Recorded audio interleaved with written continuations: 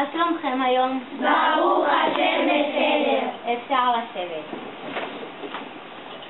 טוב, אתם זוכרים שהיום בערב תתקיים פעילות הורים וילדים בנושא ניבים ופתקמים, ולכן עלינו לנקות ולארגן את הכיתה, לסדר את המדפים ולנקות את כל הילדים מארגנים, מנקים ומסדרים, ורק עדיאל יושב בלי לעזור. עדיאל, תקום, נו, אתה נופל. אין לי כוח.